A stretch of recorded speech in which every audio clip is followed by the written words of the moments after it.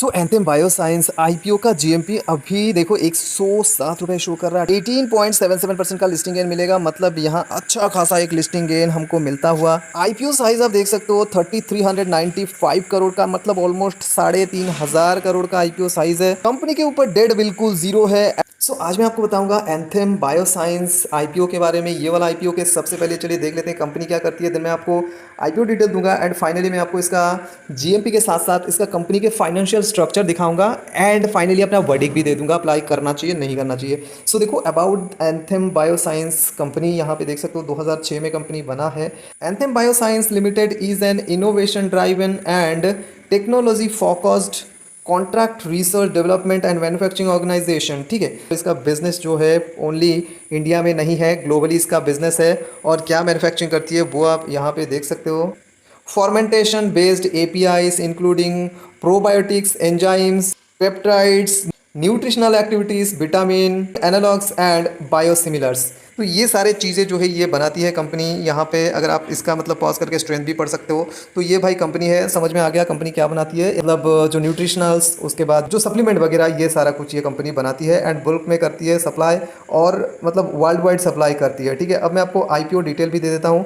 देखो IPO detail में अगर आप देखोगे 14 तारीख को ओपन होगा, 16 तारीख को क्लोज हो जाएगा एंड मैं अगर लिस्टिंग की बात करूँ तो 21 तारीख को ये लिस्ट हो जाएगा। ठीक है, उसके बाद कोई भी खरीद बेच सकता है।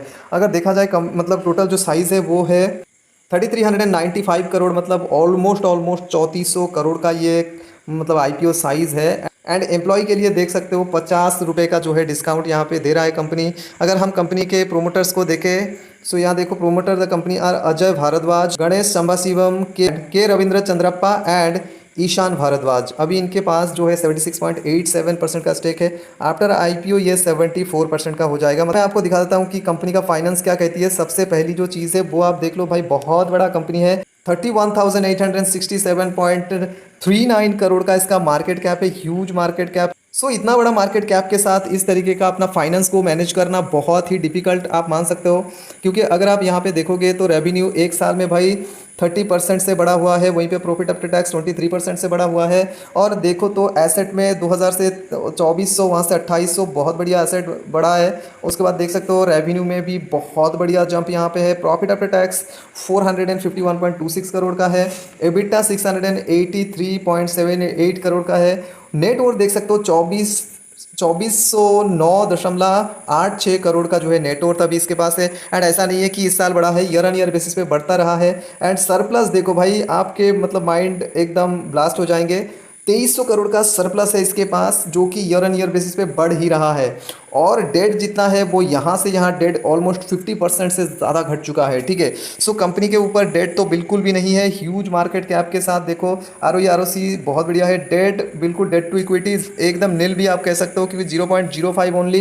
108 करोड़ का 31-32 हज़ार करोड़ की कंपनी में ओनली जो है, अगर आप देखोगे 100 करोड़ का डेट, तो वो कुछ भी नहीं होता है।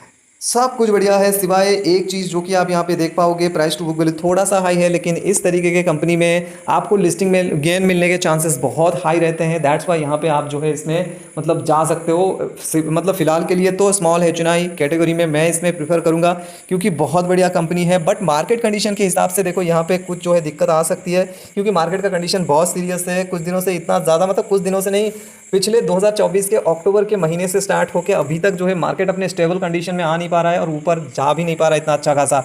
मतलब बहुत ही ज़्यादा मार्केट यहाँ पे रजिस्ट कर रहा है। इस तरीके से मार्केट कंडीशन के हिसाब से अभी आप लिस्टिंग गेन के लिए इसमें हम जा सकते हैं। अगर लिस्टिंग गेन मिलता है तो हमको निकल आना है। उसके बाद एक ट्रेसिंग के बाद, पुल बैक के बाद जो है हम यहाँ पे फिर से जो है एंट्री लगा सकते हैं। डिस्क्रिप्शन में मैंने लेमन का लिंक दिया है, जल्दी जाओ साइन अप करो। कोई क्वेरीज तो इंस्टाग्राम पे पूछो, 1-to-1 जवाब मिलेगा, उसका लिंक डिस्क्रिप्शन में। Thank you.